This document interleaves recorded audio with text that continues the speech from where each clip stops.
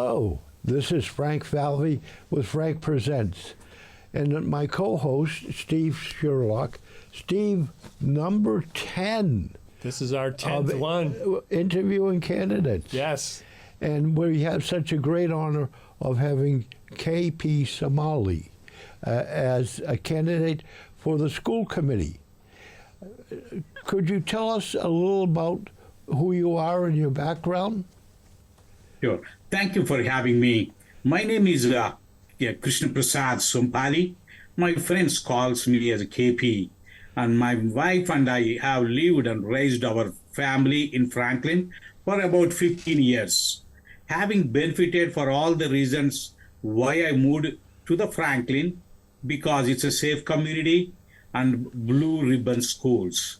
I served as a design review commission member and I did several charity works around the town.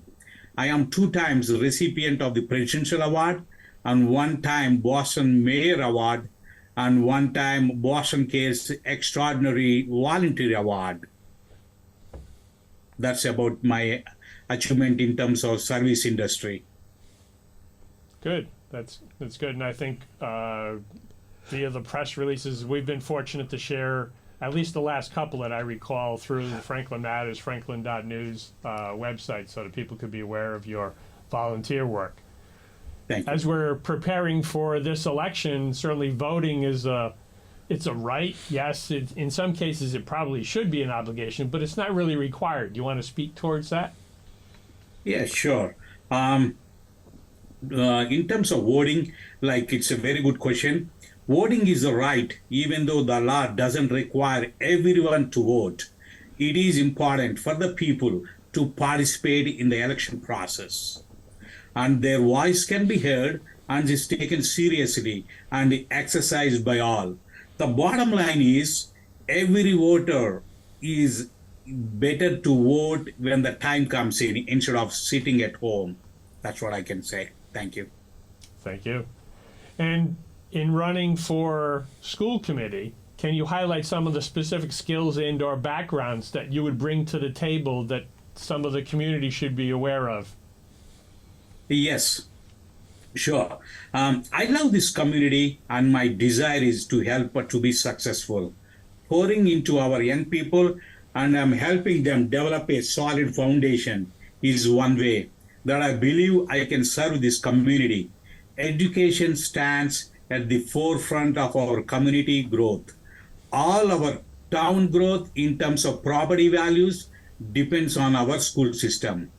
Regarding myself, I've been a bachelor's in computer science, where I have to deal with the cloud technologies, which is latest technology, obviously. I've been master's in that. I've been working in the technology from the past 18 years. Yeah, so that could help, especially as more and more, instead of getting books in the classroom, they're going to more and more cloud services, cloud apps, etc. But one of the things you'll be facing with the other members of the committee in the new term is the school budget, as you're aware, has what we're terming at least kind of a systemic problem where there's not sufficient funds to keep up with providing a quality education to keep that blue ribbon rating we have. What are you looking to do to help in that particular arena? It's a very, very great question. I worked in the nonprofit sector and private sector as well. One of the biggest thing I learned, these are the idea of measurable goals and objectives. If those are clear and you have those, you can tie those with the numbers. So that is much easier to have that kind of conversation. I have a lot of learning in terms of budget process for sure. We have so many great people in town to learn from them as well. I hope to embrace that as a member of the school committee and have all the members actively participate in that process so that we can figure out the direction to your point. At the end of the day, there is so many dollars to go around. When we have to advocate for a higher dollar amount for the school budget, it means you have a difficult conversation with the rest of the folks. I mean, in terms of money, it comes from, we have to figure it out where it comes from and where we are pulling from. And people have a strong feelings about whatever is important to them. Within the town budget, there is a lot of things in Franklin. The technology changing in lightning speed, as we all know. I really believe school committee has to play a major role by identifying those measurable goals and objectives. To solve the deficit situation, the discussions has to happen long before the town budget process starts, which is year along. So the school committee has to be involved each and step of the way. KP, do you have children in the school system? Do you have children Yes, presently in the school system? I forgot about mentioning that in my previous answer. My both kids, I'm blessed with the both boys. My elder one just came out of the UMass Amherst. He was an ex high school student as well. My younger one is a senior at our Franklin High School at the moment.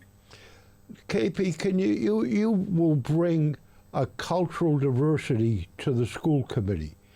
What do you think that cultural diversity will contribute to the overall school system? Well, Franklin need of the hour is cultural diversity. The cultural diversity will bring much prosper and growth to our town, which in terms of budgets, especially school budgets, we are competing with the Boston budget. So the cultural diversity will bring a lot of growth to our town. At the Best Western, there's a humanitarian crisis, and we're housing 72, I believe, school children that the state, and I just learned this today, is paying $107 a day for each student who will be coming to the town of Franklin. How do you see the best way of including them, not only in the school system, but also in the community? That's really it needs longer discussion. Like we have to bring the right people at the right table, and we have to discuss about that before we pass it along on the students. If you rely more on computers in the school system, will the school system be willing to provide these 72 students computers so they could be at the same level or have the same resources as other students? This is one of the items, we need to have the transparency discussion with the parents and the students, especially with the students, so that we can conclude the discussion with the right appropriate people. Yeah, in my understanding, if you're a high school student, you get issued a Chromebook. In the middle school and elementary schools, there are groups of systems that are used by classrooms, so that it's not a one-to-one. There is a one-to-one when it's being used, but it's not a one-to-one to take home like at the high school. Do you have any specific ideas about the 72 students? How you would incorporate them into student life and community life? The specific idea, the distributing those component is, we need to bring on the table and discuss one by one, especially with the educators, which are the pillars of our school system. Then we can conclude the decision among them. Do you believe that the Franklin school system is up to the standard you thought when you moved to Franklin? You mentioned that you came here because of the education. do you still think that education is as high now as when you came to Franklin?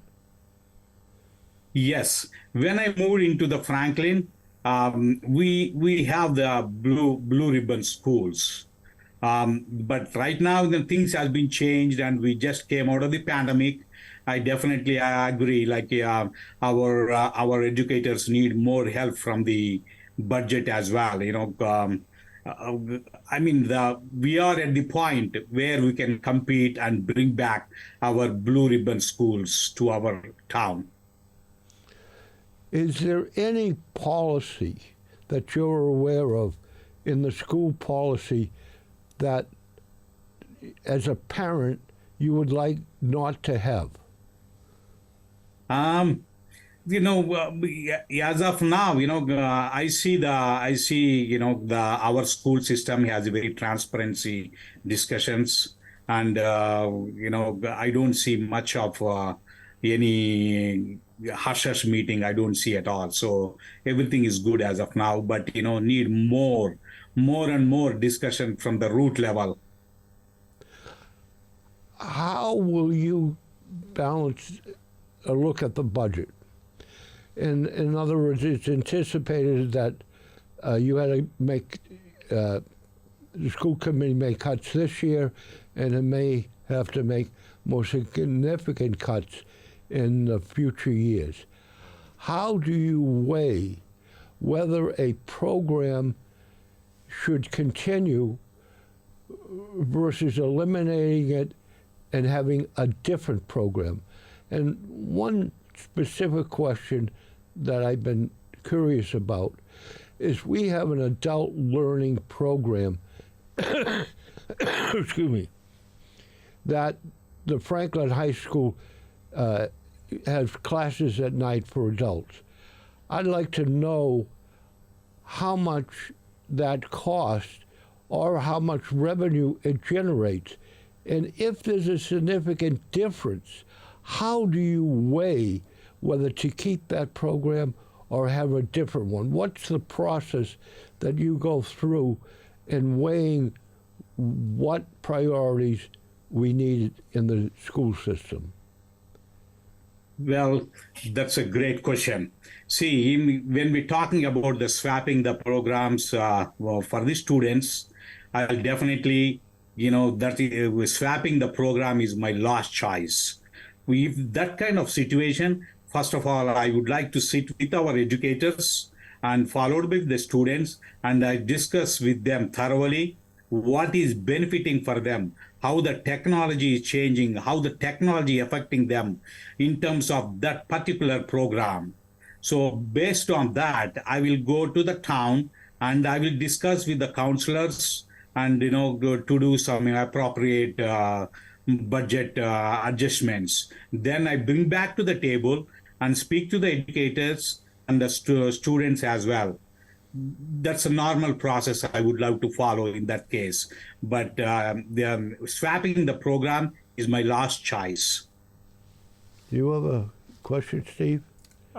Just to kind of follow along with that, from my understanding, the lifelong learning program, which is the adult learning, but it's community learning as well, it's really fee funded, right? So as fees are charged for specific classes, that funds the class, and then assuming the classes are popular, they continue, and if the class doesn't have sufficient funds, then that goes away. So from what I understand, at least from looking at the budget over the time that I've been doing it, it's a revenue source to sustain the operation, not necessarily a revenue source to fund other things within the schools. It may sustain the classroom and the teacher, but does it sustain the administration that people are overseeing the program? For the lifelong learning aspects of the program, yes, right. That's my understanding. That it funds that too? Yes. Yeah. That there's enough revenue coming in. It's equivalent to kind of the recreation program, where the recreation department is really self-funded. I mean, you have an X number of people, but then all the programming, the various classes, the skill sessions, the basketball, youth sports, etc., all of those fees effectively support the program. what policy or what committee would you like to be on when you're on the school committee? They have separate subcommittees. I don't know the name of all of them. Policy. Usually, Budget. certainly a policy, there's a budget subcommittee, there's a community relations subcommittee, and then at least periodically there's an ad hoc superintendent review committee. Those at least come to mind. Which one would you like to be on? That is something we need to discuss with the rest of our experienced school committee members before I make the decision.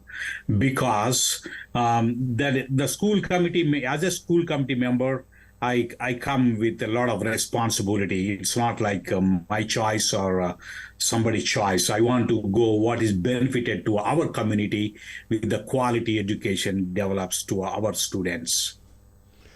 Have you had a chance to assess at all the technology ability of the Franklin School Committee?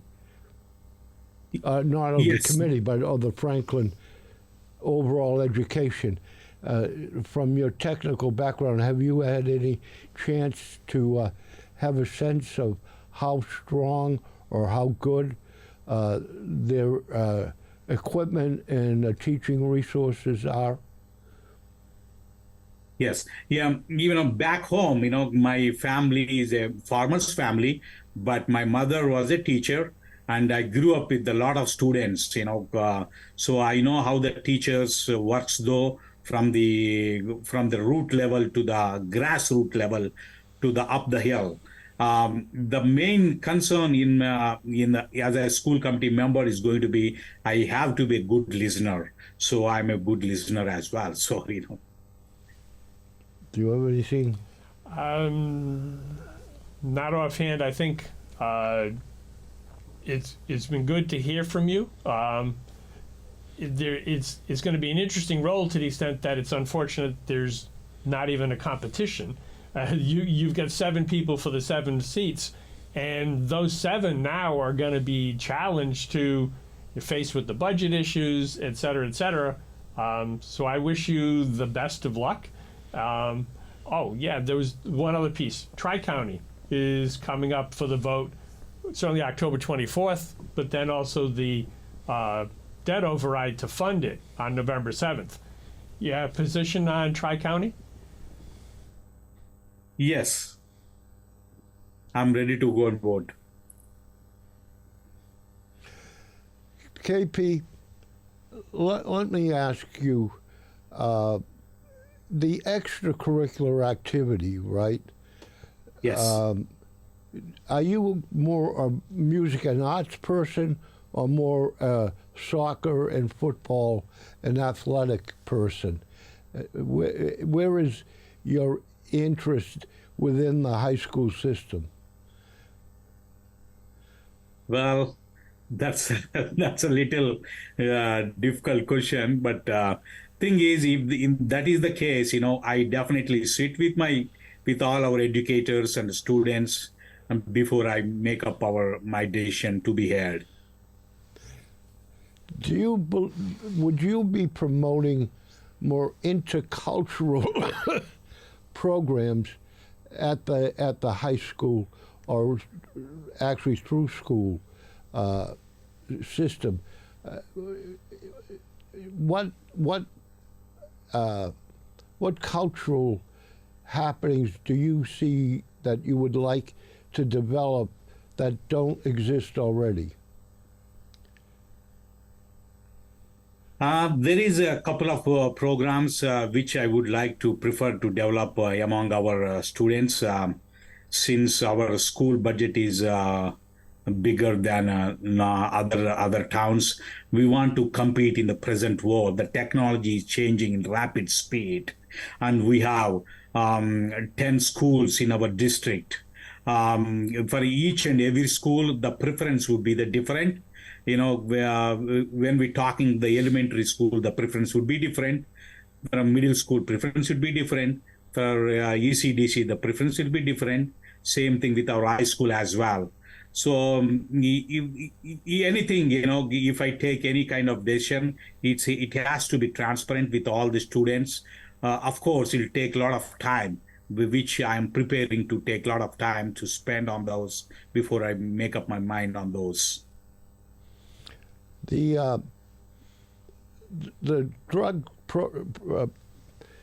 do you believe, first of all, that a drug problem exists within our school system? And I learned the other day that if someone, I guess, is found to have drugs or smoking marijuana or something in the school system, then they are either suspended for 10 days or they can go to Safe Haven for a 3-day intensive program.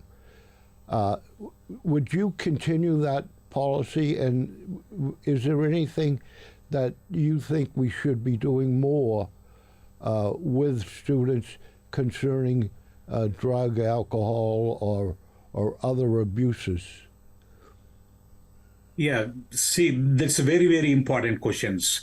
The thing is, when we are having a very good school visit, it has to be, the decision has to be very strong level from the grassroots. In terms of those one, what you mentioned, like marijuana, like the drugs or alcohol, anything, we have to have the zero tolerance policy, which we have now. But in terms of that, giving the 10 days restrictions, all those, we have to discuss within the school committee before we make up our mind. I definitely supports the zero tolerance policy. What is it that we haven't covered within the school system that you would like to talk about? Almost everything we covered so far. See, in terms of budget, as I said earlier, the technology is changing in lightning speed. So our students has to compete with the present technology. How did this going to happen? We need to invest more in terms of technology towards our students. Otherwise, our students can't stand within, they cannot compete with the present generation. Like, we need to invest more and more. So this kind of situation, the budget situation, will come all the times, just like any other city. So we have to prepare how to and what to do to solve this kind of issues in the future. And do you think the MCAS test serve a purpose, or are we teaching too much just to pass the MCAS test? No, MCAS test definitely need in our school. It's a very good test, no doubt about it. I support that. And I don't know when the teacher's contract is up, but what is your feeling about economic reimbursement to teachers? Do you feel we're at a competitive level and a fiscally responsible level? It's a fiscal irresponsible level. Right now, all our teachers need our help. So definitely, I would go and argue with our financial teams to satisfy our teachers in terms of the quality education for all our students. Is there anything specific that you have done ahead of time to prepare yourself to be a school committee member? I have a passion towards our school system. Overall, I have a passion to service our town people. But in terms of school, I definitely have a passion to make our school system is the best in Massachusetts. KP Sompally, if people want to reach you and learn more about you, how can they do that? My phone number is being listed on the website, and I have a Facebook page at KP for Franklin. That's the way, either way, I'm just a call away. Well, on behalf of myself, I want to thank you for coming to this program.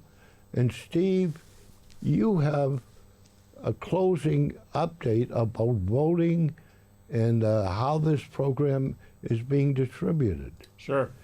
Well, certainly, thank you again, KP, for joining with us today. As I think we were talking off air, but for the listeners, we'll share the video as soon as the studio processes it. We'll also extract the audio, so it'll be available via a podcast. And we'll also take that audio and transcribe it so people will be able to watch, listen, or read each of the interviews that we've done. We've done 10. We've got more to do. We'll also put a table together that by role, by candidate, the links for the video, the audio, and the transcript will be available so that it'll be out there and ready in advance of the November 7th election, which is key for the town. Certainly, Frank and I encourage folks to be out and vote on the October 24th. Yes or no vote for the Tri-County School, only yes or no. And then on November 7th, in addition to the town positions that are up for election, there's also a debt exclusion that would allow Franklin to fund its portion of the Tri-County building. So the information is available. Certainly we'll share your info so that people, if they do want to follow up with you, they can do so individually. And visit Franklin News, certainly Franklin Matters, and Franklin Town Clerk's page on the town page. There's plenty of info available. People should be aware of and be able to cast an informed vote come October 24th and November 7th. From KP Sompally, Steve Sherlock, and myself, Frank Falvey, we're wishing that you please go out and vote and learn more about the candidates. Thank you for listening, watching, and reading about these interviews. Thank you for having me. I really appreciate it. Thank you so much. Thank you.